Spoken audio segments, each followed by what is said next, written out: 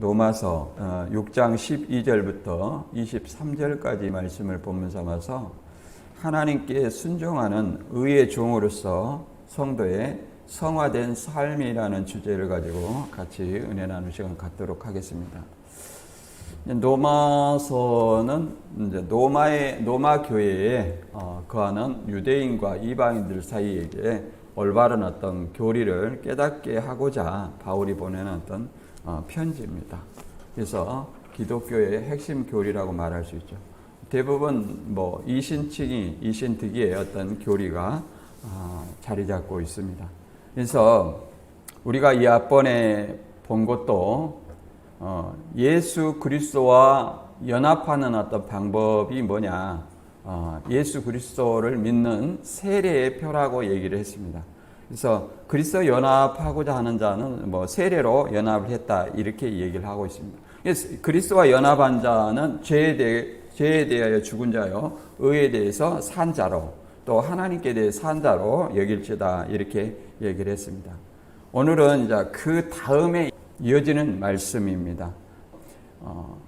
그래서 이제 본문은 그 다음에 성화의 삶, 하나님께 누구에게든지 순종하면 그의 순종하는 자의 종이다. 그래서 죄에게 순종하면 죄의 종이고 의에게 순종하면 의의 종이다.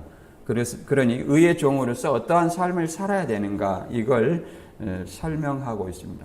그래서 성화의 삶의 어떤 결과가 어떻게 되는가, 이걸 설명하고 있는데, 첫째는 이제 우리가 믿음으로 구원받는 사람이 죄를 지어도 되는가, 이런 어떤 제목을 한번 잡아봤습니다. 믿음으로 구원을 받은 사람은 죄를 지어도 구원이 취소되지 않는다, 이런 어떤 말들 많이 합니다. 그래서 어떠한 죄를 지어도, 그러나 여기서 죄가 두 가지 종류의 죄가 있어요. 알지 못하고 지은 죄가 있고, 히브리서 10장 26절의 말씀처럼 진리를 아는 지식을 받은 후 짐짓 죄를 짓는 자, 이 짐짓죄라고 하는데, 이것은 고의로 짓는 죄를 얘기합니다. 그럼 고의를, 그리스도의 은혜로 구원을 받은 사람이 고의로 죄를 지어도 구원받을 대상이 되는가, 이거를 한번 생각을 해보도록 하겠습니다. 그 다음에 두 번째, 구원받은 사람은 무엇에 순종하는 삶을 살아야 되는가. 이게 뭐냐면은 우리는 구원이 세 단계로 우리가 구분해 볼 수 있습니다. 물론 다 하나로 연결되어 있지만, 예수 그리스도를 믿음으로 죄에서 받은 어떤 구원입니다. 아담으로부터 온 유전죄와 원죄, 그 다음에 내가 어떤 지은 과거의 모든 죄가 사해졌다 얘기를 합니다.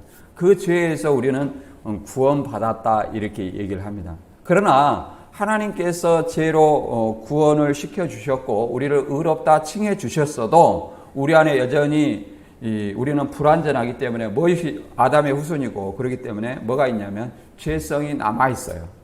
죄성이 남아있기 때문에 우리는 여전히 죄를 지을 가능성이 있고 날마다 죄를 지어가면 산다는 거예요. 그러면 죄를 지으면서 어떻게 해야 되느냐? 회개를 해야 된다는 거예요. 회개를 하고 그리스도의 이름으로서 자백함으로 말미암아 다시 구약의 어떤 제사와 같은 제사를 지내지 아니하고 예수님을 통해서 다시 그 제사함을 통해서 구원받는, 구원에 이르는 삶, 이게 뭐냐면 성화의 삶이에요. 성화의 삶이다. 이 성화의 삶은 언제까지 이루어져야 되냐?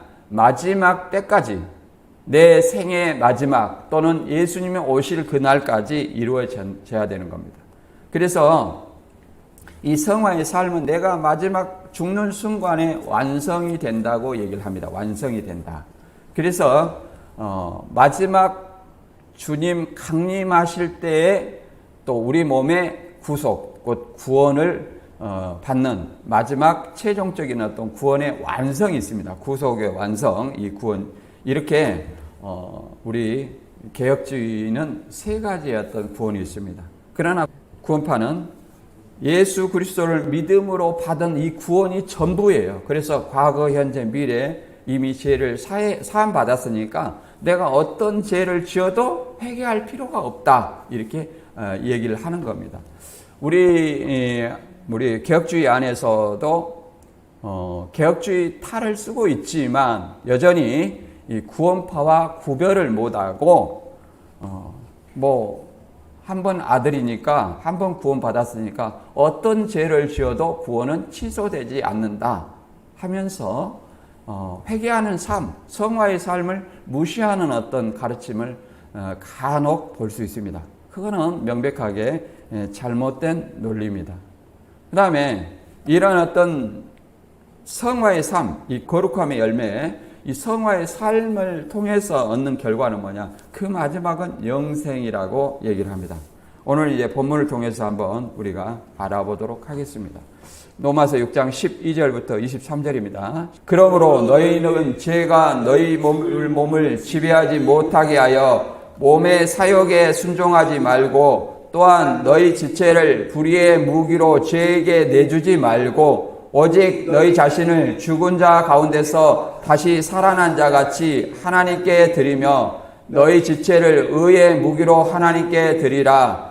죄가 너희를 주장하지 못하리니 이는 너희가 법 아래 있지 아니하고 은혜 아래 있음이라. 그런즉 어찌하리요? 우리가 법 아래 있지 아니하고 은혜 아래 있으니 죄를 죄리려 그럴 수 없느니라. 너희 자신을 종으로 내어주어 누구에게 순종하든지 그 순종함을 받는 자의 종이 되는 줄을 너희가 알지 못하느냐? 혹은 죄의 종으로 사망에 이르고 혹은 순종의 종으로 의에 이르느니라. 하나님께 감사하리로다. 너희가 본래 죄의 종이더니 너희에게 전하여 준 바 교훈의 본을 마음에 순종하여 죄로부터 해방되어 의에게 종이 되었느니라. 너희 육신이 연약하여 내가 사람의 예대로 만하나니 전에 너희가 너희 지체를 부정과 불법에 내어주어 불법에 이른 것 같이 이제는 너희 지체를 의에게 종으로 내어주어 거룩함에 이르라. 너희가 죄의 종이 되었을 때는 의에 대하여 자유하였느니라. 너희가 그때 무슨 열매를 얻었느냐? 이제는 너희가 그 일을 부끄러워하나니 이는 그 마지막이 사망임이라. 그러나 이제는 너희가 죄로부터 해방되고 하나님께 종이 되어 거룩함에 이르는 열매를 맺었나니 그 마지막은 영생이라. 죄의 싹은 사망이요 하나님의 은사는 그리스도 예수 우리 주 안에 있는 영생이니라. 아멘. 본문을 통해서 이제 어떻게 성화의 삶을 살아야 되는가 이렇게 얘기를 하고 있습니다. 전에는 죄의 종, 너희 지체를 죄의 종으로 들였고 불법 아래 있었다. 그러나 이제는 너희 지체를 순종의 종, 의의 종으로서 이제 영생을 얻게 한다. 이제 이런 어떤 말씀을 우리에게 주고 계십니다. 그래서 이 로마서 6장 1절부터 11절에는 그리스도와 세례로 연합하여 죄에 대하여 죽고 하나님에 대하여 산 성도의 성화의 삶을 설명하고 있는데 본문은 이제 12절부터 23절이죠. 우리 성도의 지체를 어떤 무기로 사용될 것인가? 자신의 지체를 불의의 병기로 제해드릴 것이냐? 죄를 짓는 자는 불의의 병기로 사용된다는 거예요. 마귀의 병기죠.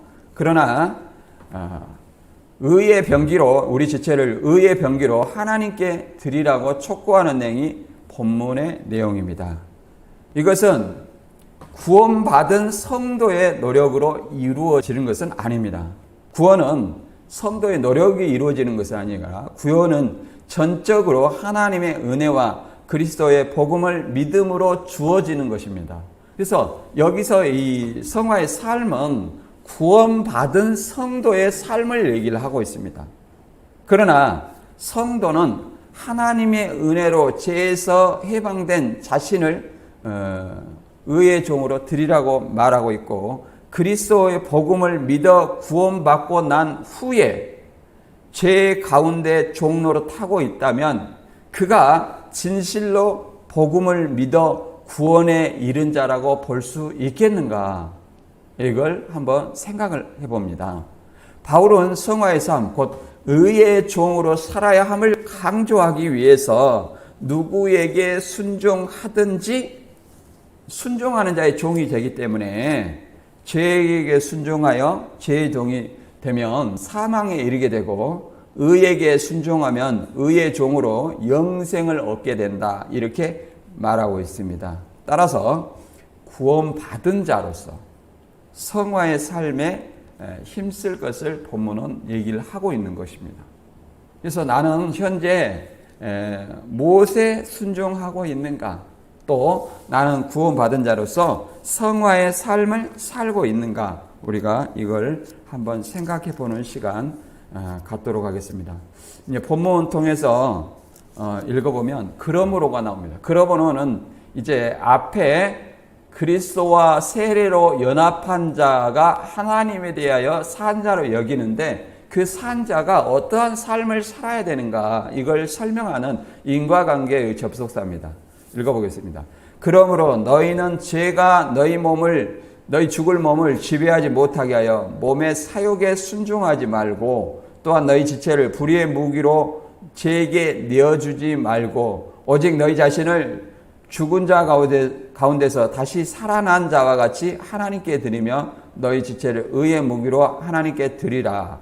죄가 너희를 주장하지 못하리니 이는 너희가 법 아래 있지 아니하고 은혜 아래 있음이라. 여기서 법 아래 있다는 것은 율법 아래 있지 아니하다 그 말입니다. 왜? 은혜 아래 있는 사람은 율법과 죄와 사단 아래 있지 아니하다 이런 어떤 내용입니다. 여기서 이제 은혜 아래 있는 사람은 뭐냐? 몸의 사욕에 순종하지 아니하고 몸의 사욕이라는 것은 우리 안에 항상 두 가지 마음이 존재하고 있다고 바울은 얘기합니다. 그래서 너희 죽을 몸을 죄가 우리 몸을 지배하지 못하고 따라서 이게 몸의 사욕이라는 것은 죄를 짓게 하는 마음을 얘기를 하는 겁니다. 그래서 죄를 짓게 하는 마음이 뭐예요? 너희 지체를 불의의 무기로 죄에게 준다. 그러니까 죄를 짓는 것 자체가 우리 지체를, 우리 몸을 뭐예요? 불의의 무기로 사용된다는 거예요. 죄라는 것은 누가 주관한 겁니까? 사단이 주관한 거죠. 죄의 싹은 사망이라고 얘기를 하잖아요. 따라서 우리는 예수 그리스도를 믿음으로 말미암아 죽은 자 가운데서 다시 살아난 자, 곧 예수님과 같이 우리를 누구한테? 우리 지체를 의의 무기로 하나님께 드리라.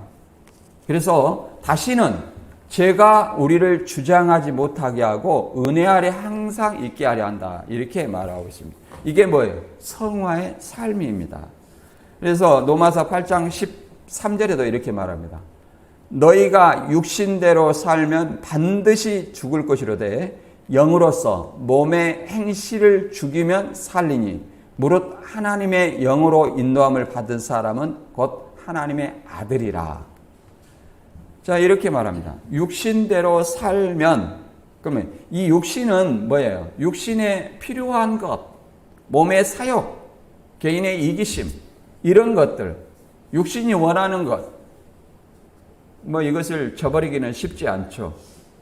그러나 이 몸의 사욕에 순종하지 말고 육신대로 살면 반드시 죽을 것이로되 영으로서 몸의 행실을 죽이면 상가면 산다. 누구로서? 하나님의 영으로 인도함을 받은 그 사람은 하나님의 아들. 하나님의 영이라는 것은 성령을 얘기합니다. 예수 그리스도를 믿는 자는 성령이 우리 마음속에 내재한다는 것을 알아야 되고 그 성령의 내재함을 받는 그들이 곧 하나님의 아들이라고 얘기를 합니다. 따라서 이제 우리 자신이 하나님께 대해 이제 구원받았고 성화의 삶을 살아야 되는데 어떤 문제가 있느냐? 우리가 히브리서 10장 26절에 이런 말이 있습니다. 그리스도를 아는 지식을 진리의 지식을 안 후에 짐짓죄를 지으면 다시 회개하는 제사가 없고 영원한 불만이 있다 이렇게 말합니다.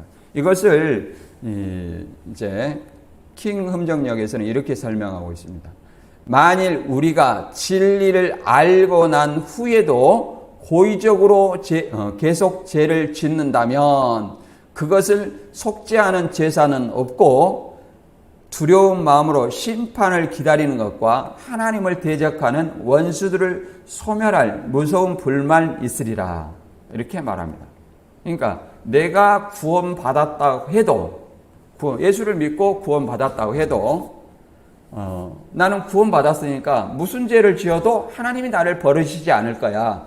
아들은 뭐 죄를 짓는다고 해서 아들이 아닌 것이 아니야. 이런 어떤 설교를 간혹 듣습니다. 그러나 진리를 알고 난 후에 고의적으로 계속 죄를 짓는다면 이것이 뭐예요? 개역 한글에 나온 짐짓죄입니다. 짐짓죄. 다시 속죄하는 제사가 없고, 이것은 무슨 말이냐면 다시 회개를 해도 의미가 없다는 얘기예요. 왜냐하면 고의로 계속해서 회개하지 않고 죄를 짓는다는 것을 얘기를 합니다.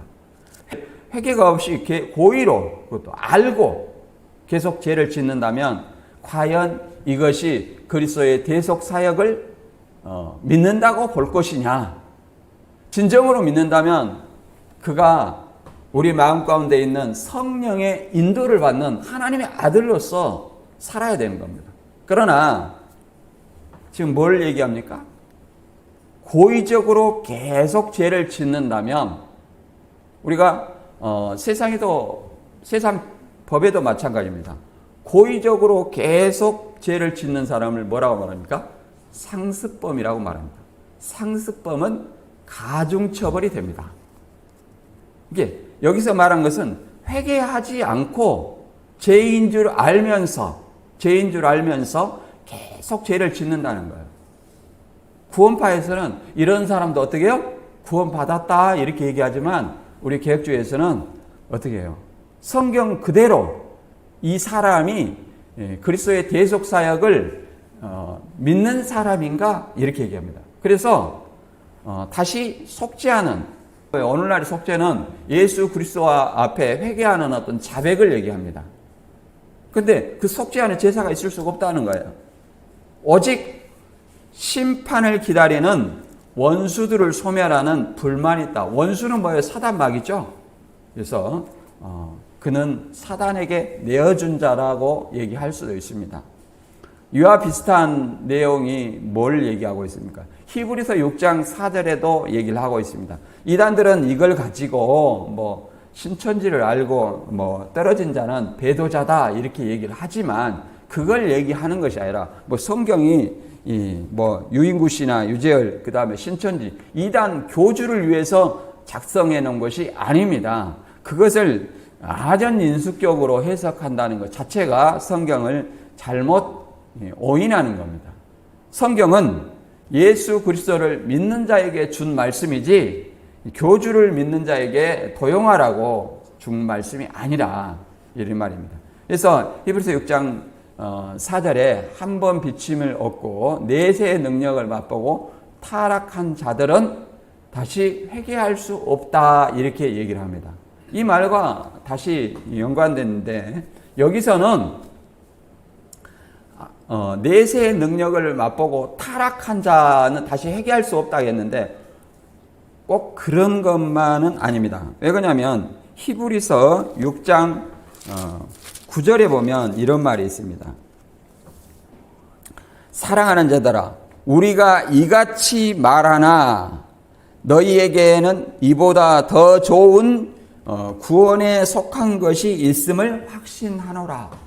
이렇게 이런 어떤 경고의 말씀을 주지만 더 좋은 구원이 있다는 거예요. 이것은 타락을 예방하기 위한 바울의 서신이라고 말할 수 있습니다.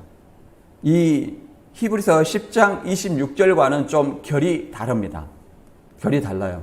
다시 타락하지 말도록 하기 위한 말과 그 다음에 여기서는 짐짓죄, 고의적으로 계속 회개가 없이 죄를 짓는다면 그는 심판한다 이렇게 얘기하지만 여기서 히브리서 6장 4절 이하 6장 9절에서는 다시 뭐라고 말합니까? 사랑하는 자들 우리가 이같이 말하나 너희에게는 이보다 더 좋은 곧 좋은 것, 곧 구원에 속한 것이 있음을 확신하노라. 이렇게 말합니다. 그래서 우리에게는 더 좋은 구원이 기다리고 있다. 더 좋은 구원이라는 뭐겠어요? 우리가 성화의 삶을 또 구원에 이르는 삶을 살았을 때 마지막 그리스도의 강림하심으로 얻게 되는 구원의 완성을 바라볼 수 있다. 이렇게 생각해 볼 수 있습니다. 따라서 우리는 고전 9장 27절 말씀처럼 누구에게 순종하냐? 너희 지체를 의에 무르기로 하나님께 드린다는 것은 다른 것이 아니에요. 내 몸을 쳐 하나님의 말씀에 복종하게 해야 된다는 거예요. 왜냐? 바울은 이렇게 말합니다. 내가 내 몸을 쳐 복종하면 내가 남에게 전파한 후에 자신이 도리어 버림을 당할까 두려워합니다. 이렇게 얘기를 하고 있습니다. 그래서 오로지 말씀에 이게 사람에게 복종하라는 얘기가 아니에요. 복음에 복종하는 어떤 삶을 살아야 또 그것이 올바른 어떤 삶이다. 의의 병기라 이렇게 얘기를 할 수 있다고 얘기를 합니다. 또 더 나아가서 복음에 순종하여 의의 종으로 거룩한 삶, 그 성화의 삶을 또 어떻게 결과적으로 얘기하냐. 6장 15절에는 그런즉 어찌하리요 우리가 법 아래 있지 아니하고 은혜 아래 있으니 죄를 지으려 그럴 수 없느니라. 너희 자신을 종으로 내어주어 누구에게 순종하든지 그 순종함을 받는 자의 종이 되는 줄 너희가 알지 못하느냐. 혹은 죄의 종으로 사망에 이르고 혹은 순종의 종으로 의에 이르느니라. 우리는 이제 간혹 교주들이 순종 이렇게 얘기합니다. 순종. 이것은 사람에게 순종하라는 얘기가 아니에요. 무엇에 순종하라는 겁니까? 하나님의 말씀에 순종하라는 거죠. 그럼 말씀에 순종하기 위해서는 우리가 어떻게 해야 돼요? 알아야 되겠죠. 알아야 되고 지금 이단 교주들 아래 있는 사람들은 말씀에 순종하라는 어떤 말을 하기는 하지만 결국은 교주에게 순종하고 교주의 말이 곧 하나님의 말씀인 것처럼 또 진리인 것처럼 얘기를 하기 때문에 말씀을 계속 바꿔도 교리를 계속 바꿔도 뭐예요? 그것을 합리화시켜서 거짓말이 아닌 때에 따른 양식이다. 이런 회개한 말로 합리화를 합니다. 그러나 그것은 그 자신이 거짓말을 밥 먹듯이 하는 죄의 종이라는 것을 알아야 됩니다. 그 때에 따른 양식이 아니라 때에 따른 거짓말이죠. 때에 따른 합리화로 거짓말을 하는 것이기 때문에 누구의 종이다? 죄의 종이다. 곧 사람의 종이라는 것을 알아야 됩니다. 그렇게 말한 사람은 거짓 선지자에 더 나아가서 적 그리스도라는 것을 알아야 됩니다. 우리는 무슨 종이 돼야 되냐? 은혜 아래 있기 때문에 다시 죄를 지을 수 없고 순종의 종으로 의에 이른다. 의의 종이 돼야 된다. 하나님의 종이 돼야 된다. 이렇게 말하고 있습니다. 그래서 우리에게 이런 말을 하는 것은 바울은 항상 내 몸을 쳐 복종하게 하면 이렇게 말하고 있는데 항상 우리 안에 두 가지 마음이 있다고 로마서 7장에서는 얘기를 합니다. 바울은 두 가지 마음, 로마서 7장 21절에 이렇게 말합니다. 내가 한 법을 깨달았노니 곧 선을 행하기 원하는 나에게 악이 함께 있는 것이로다. 자, 보세요. 우리한테는 항상 선과 악이 공존합니다. 선과 악이 공존해요. 내 욕심이 피곤하고 내 욕심이 육신에 득이 될 것이 있느냐. 이것은 무슨 생각이에요? 올바른 생각은 아니에요.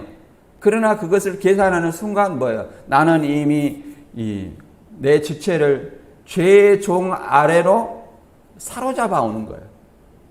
그것이 선이 아니라는 것은 알 수 있습니다. 우리 양심에 또 하나님의 법에 비추어 보면 그것이 선이 아니라는 것을 알 수 있지만 우리 인간은 나약하고 또 육신을 가지고 있기 때문에 그런 어떤 죄 아래 또 유혹을 받을 수밖에 없어요. 그래서 바울은 날마다 죽는다 이렇게 말하고 예수님은 뭐라 그래요? 누구든지 나를 따라오거든 자기 십자가를 지고 날마다 자기를 부인하라 이런 말을 합니다. 이게 뭐예요? 종의 삶입니다. 종의 삶이에요. 종이라는 것은 헬라어로 돌로스입니다. 돌로스는 노예라는 거죠. 내 주권은 없어요. 내 생각은 없어요. 내 생각은 없어요. 오직 주인의 뜻이 무엇인지 알아서 행하는 것. 이게 뭐예요? 종, 곧 노예의 삶입니다. 노예의 삶이다. 우리는 누구의 노예냐? 주님의 노예입니다. 주님의 노예이면서 우리는 마치 내가 잘난 양 목에 기부싸고 교만하고 이런 것들이 뭐예요? 곧 죄의 종, 교만은 누가 준 거냐? 하나님이 준 건 아니에요. 우리 목사니까, 내가 목사니까 나는 섬김을 받아야 된다. 그런 거 아닙니다. 예수님은 주님으로 오셨지만 제자들을 발을 씻기시고 십자가에서 제자들, 자기를 믿는 자들에게 섬기셨습니다. 그럼 우리는 어떻게 해야 돼요? 선생된 자가 죄가 더 많고 선생으로서 내가 너희를 섬김같이 너희도 서로 섬겨라 이렇게 말하고 있습니다. 그래서 본을 보여야 되는 거예요. 이렇게 말합니다. 계속 이어서 읽어보면 내 속사람으로는 하나님의 법을 즐거워하되 내 지체 속에서 한 다른 법이 내 마음의 법과 싸워 내 지체 속에 있는 죄의 법으로 나를 사로잡는 것을 보는도다. 오라 나는 공고한 사람이로다. 이 사망의 몸에서 누가 나를 건져내랴.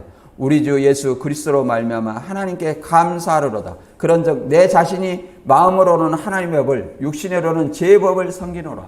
우리는 어떤 법을 섬깁니까? 내가 신앙인은 적어도 신앙인은 어떤 것이 하나님의 법이다. 이걸 알 수 있어요.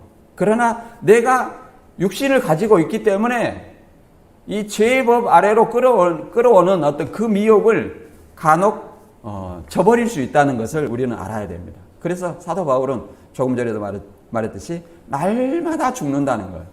그래서 우리는 스스로 날마다 죽을 수 있는 나를 쳐 복종하게 할 수 있는 자의 그 경지까지 이르면 우리는 장성한 자라 볼 수 있다고 생각해요. 우리는 주일하고 3일 겨우 이거 가지고 하나님의 말씀으로서 나를 돌아봅니다. 평상시에는 교회 밖에 나가면 뭐예요? 세상 사람으로서 그리스도인의 본을 보이고 살았는가? 우리는 한번 생각을 해봐야 됩니다. 그래서 오직 했으면 신앙 안 한 사람들이 저 사람 집사니 장로니 하면서 목사니 하면서 진짜 본이 안 된다. 안 믿는 사람보다 더 본이 안 된다는 거예요. 그러다 보니까 예수 믿는 사람은 물론 이건 일반화의 오류입니다. 세상 사람도 악한 사람도 있고 목사도 사기꾼은 많습니다. 장로도 사기꾼 많아요. 그러나 그걸 가지고 전체 기독교인을 싸잡아서 다 그렇게 하는 것처럼 얘기를 합니다. 그게 이제 불신자에게 비춰주는 삶입니다. 따라서 그리스도인이라면 그 나 한 사람의 행위가 모든 그리스도인에게 영향을 미친다는 사실을 알아야 됩니다. 그래서 좀 본이 되는 삶을 살아야 된다. 그렇다고 해서 또 이런 사람도 있습니다. 예수 믿으니까 저 사람은 만만히 받고 월세 떼먹고 돈 떼먹고 막 이런 사람이 있어요. 저도 그렇게 당한 사람 중에 하나입니다. 그러나 그것은 세상 법으로 세상 법대로 하면 되는 거예요. 그리스도인하고 손해보라는 것은 아닙니다. 가이사의 법은 가이사에게 맡겨야 돼요. 하나님의 법은 하나님의 뜻대로 행해야 되는 거예요.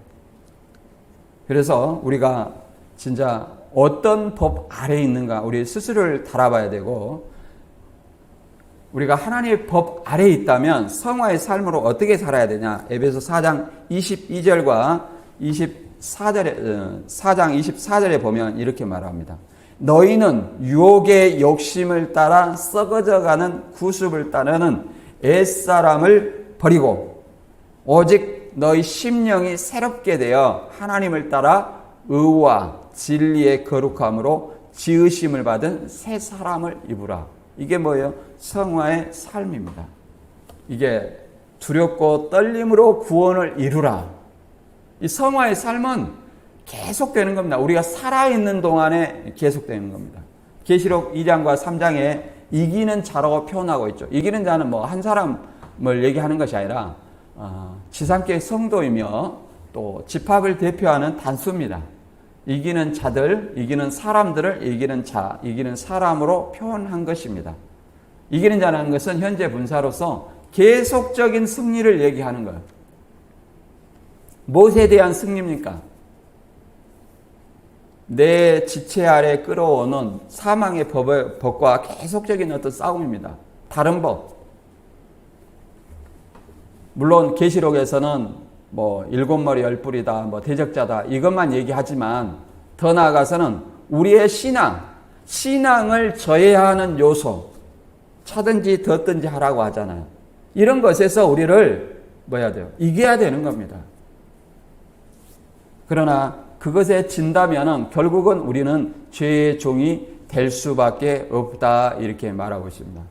따라서 6장 17절 이하에는 하나님께 감사하리로다. 너희가 본래 죄의 종이더니 너희에게 전하여 준 바 교훈의 본을 마음으로 순종하여 죄에게 해방되어 의에게 종이 되었느니라.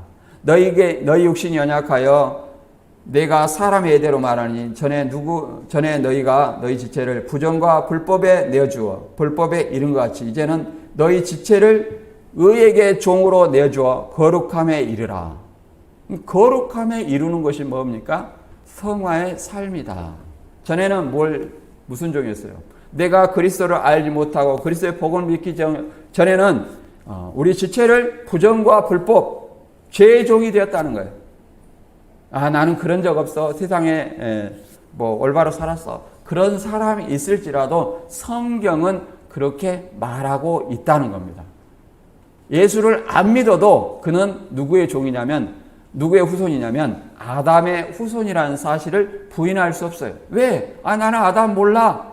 그렇게 말할지라도 아담 한 사람의 죄로 말미암아 모든 사람이 죽었다.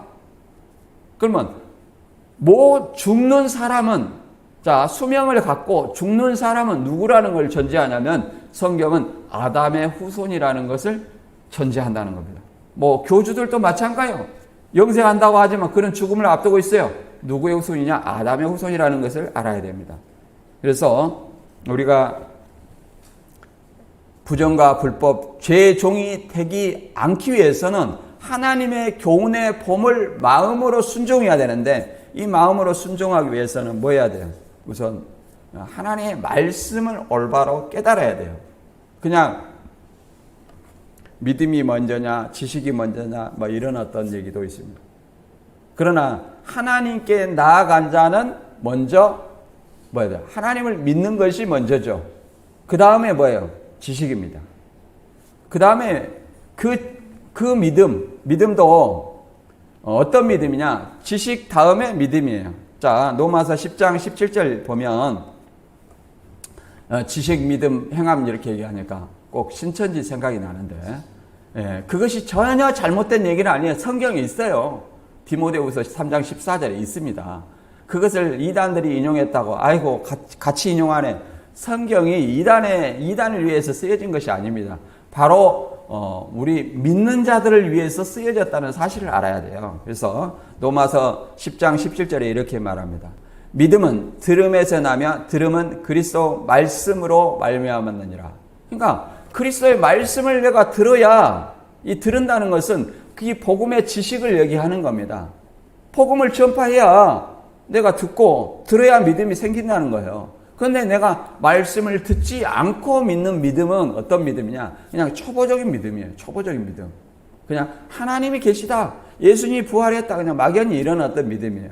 그래서 에베소 4장 13절에는 뭐라고 말하고 있습니까? 그리스도를 믿는 것과 아는 일에 하나가 되어 장성한 자에 이르러야 된다. 이렇게 말합니다. 장성한 자. 장성한 자가 되지 아니한 자는 사람의 계술과 간사한 교훈에 흔들린다는 거예요. 요동한다는 거예요. 그런 어떤 믿는 것과 아는 것에 하나 되지 못하니까 온전한 믿음이 아니에요. 그러다 보니 초보적인 믿음이죠. 초보적인 믿음 안에서 귀신아 나가라 하니까 그런 데는 쫓아내고 불받아라 하니까 이런 데는 쫓아내고 또 더 나아가서 이단 교주까지 믿어. 하나님 어머니도 믿고 교주들 예수님의 영이 함께하는 사람이다 이렇게 믿고 있다는 거예요.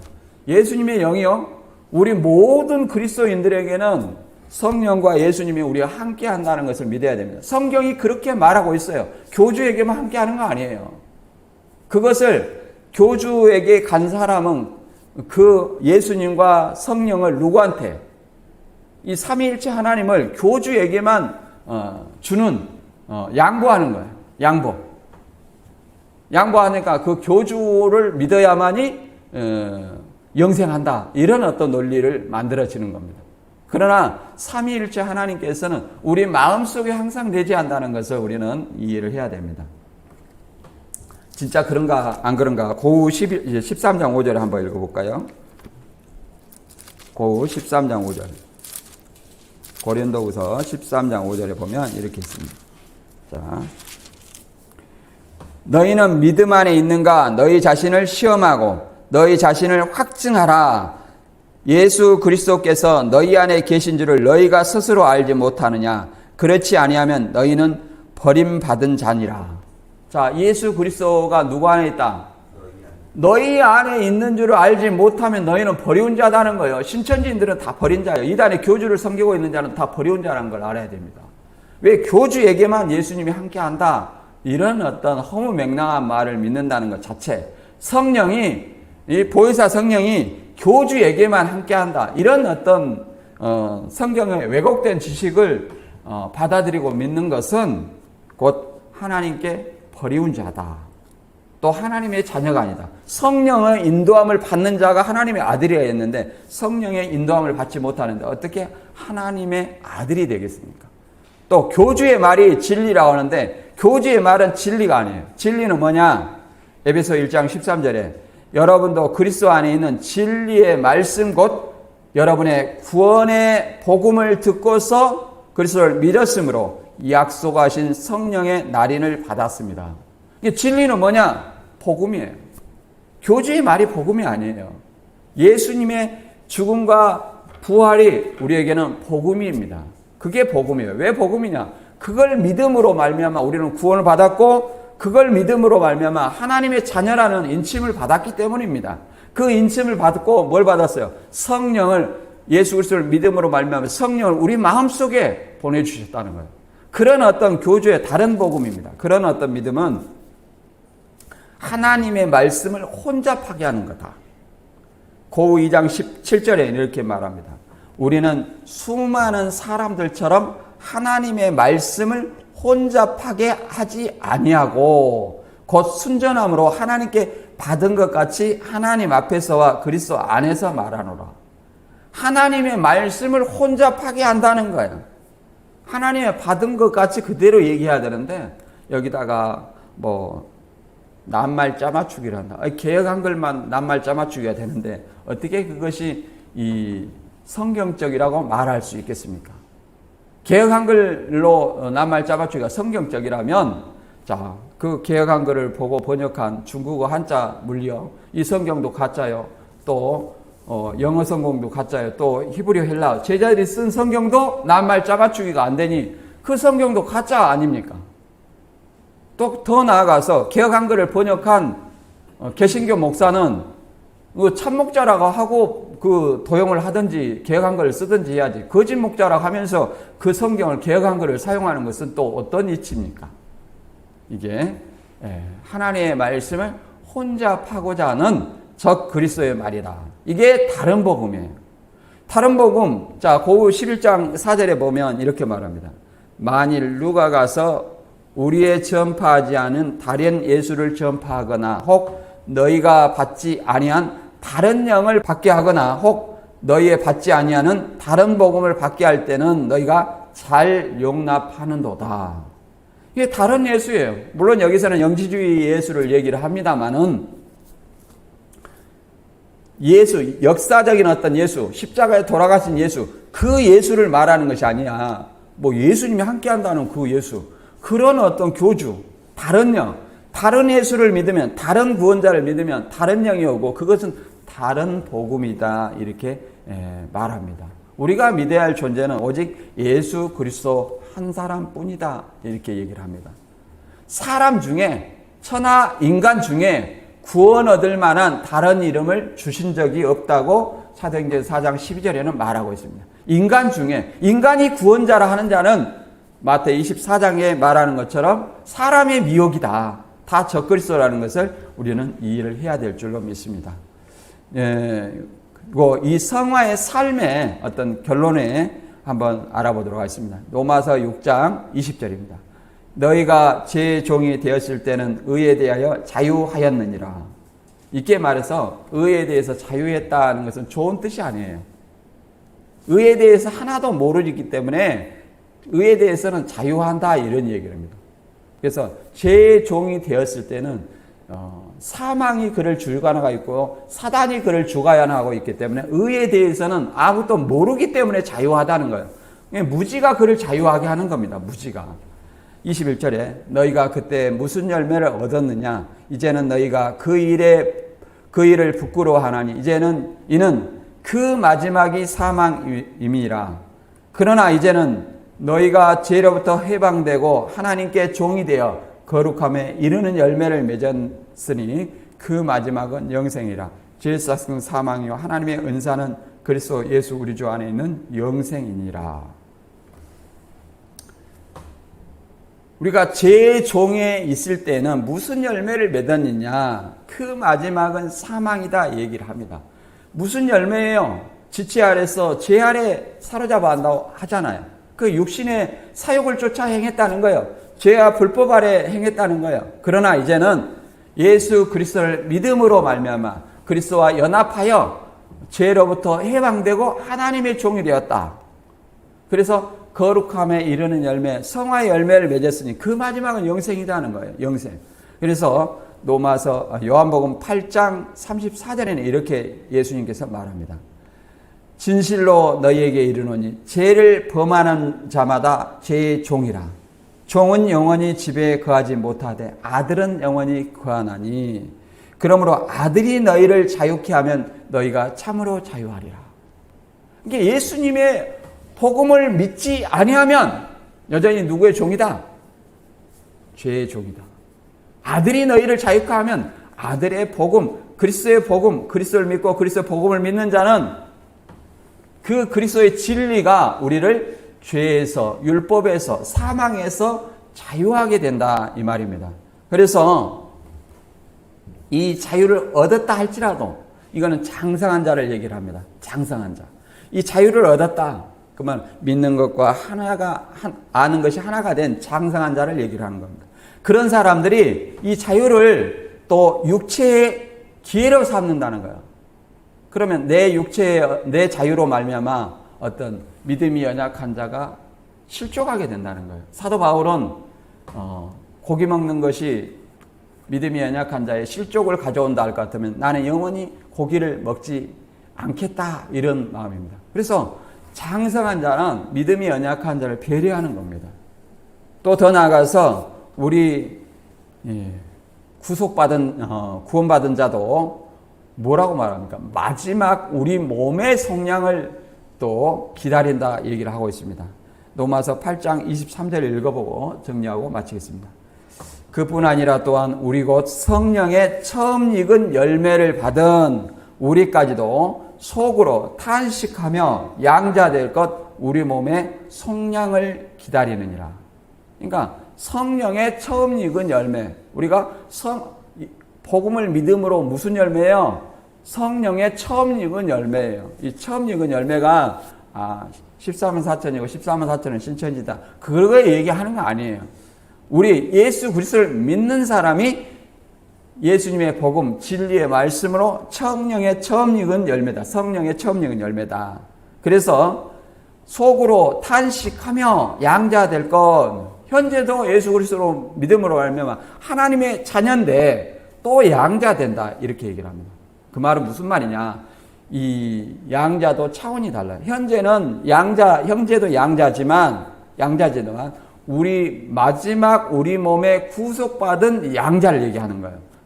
그리스도 강림하실 때 우리 몸에 구속을 받은 양자를 얘기합니다. 그 양자 될 것, 몸의 속량이 구속이에요. 속량을 기다린다 이렇게 얘기를 하고 있습니다. 그때까지는 우리가 어떤 삶을 살아야 돼요?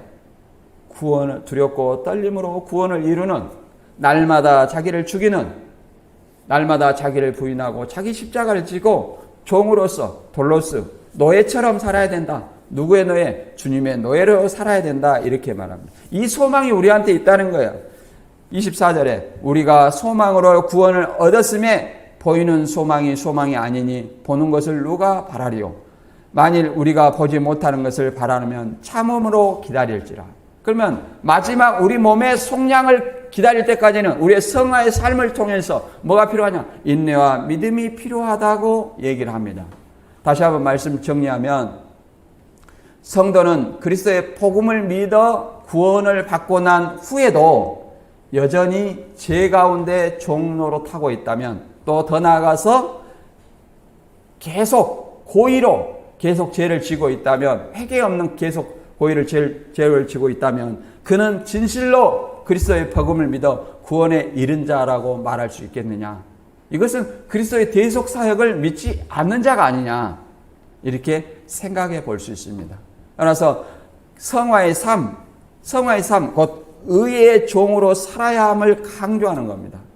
어떤 사람은 그리스도의 대속 사역으로 의에게 종이 된 자는